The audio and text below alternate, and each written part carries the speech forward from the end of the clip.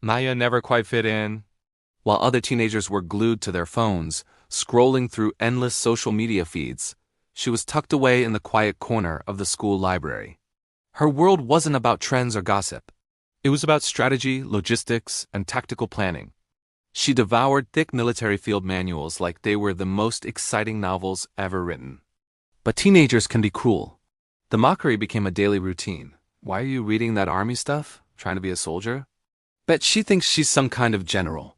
Who reads manuals for fun? The laughter followed her through the halls. Even some teachers raised an eyebrow at her odd hobby. Maya tried not to let it show, but every insult stung. Still, with every page she turned, she felt a deeper sense of purpose. Her late father, a logistics officer, had always told her, "Winners understand the game before they play it." So Maya was determined to learn the game. The bullying might have stopped if she'd just put the books away, but she refused. Reading them openly became her quiet act of rebellion. One afternoon at lunch, a boy named Tyler snatched the manual from her hands and held it up. "What's this even for? Planning your imaginary army?" The whole table erupted in laughter. Maya didn't yell. She didn't cry. She just looked at him with a steady calm that caught him off guard. "Give it back," she said softly. Something in her voice made him hand it over without another joke.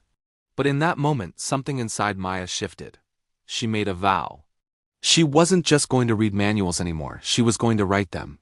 Maya graduated early and dove straight into studying defense analysis and military science. Her old classmates joked about it online. She's really going all in on that army book phase. Someone tell her life isn't a video game. But by 22, Maya was a junior analyst at a military research institute. She knew more about asymmetric warfare and logistics chains than officers with a decade of service. Her boss, Colonel Whitford, was impressed. "Where did you learn half this stuff?" he asked one day. Maya just smiled and said, "The library." She outworked everyone, staying later, studying more, and proposing strategies that were years ahead of their time. Then came the assignment that changed everything. The institute had to overhaul a series of outdated training manuals. The doctrines were years behind modern threats, and they needed a complete rewrite.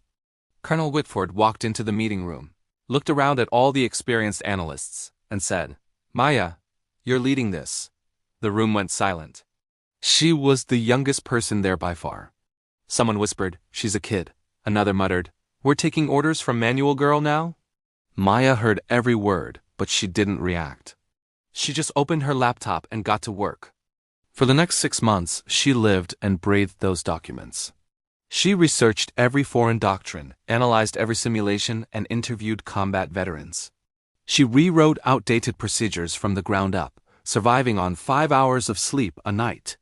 When she finally submitted the 3 thick volumes, titled Integrated Modern Combat Doctrine, she felt a profound sense of peace. She had done it. A month later, her manuals were selected for implementation across multiple military branches.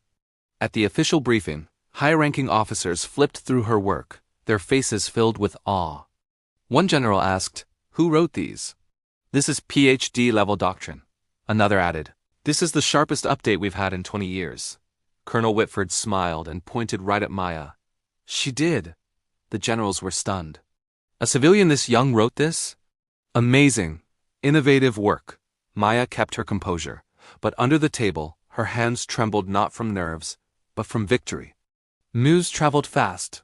Military journals wrote about her. Defense podcasts wanted interviews.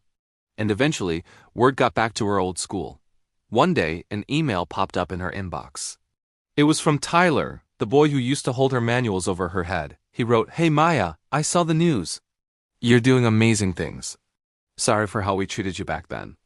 Didn't realize you were actually on your way to becoming a real expert." She stared at the message, then typed a simple reply.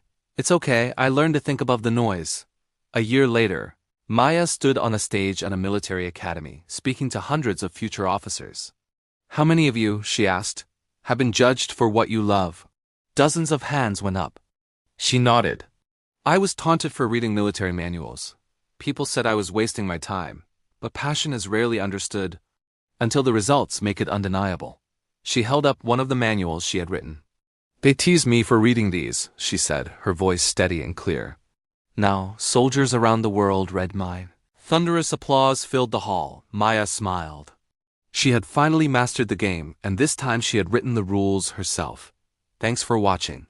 If you enjoyed this story, don't forget to like and subscribe for more.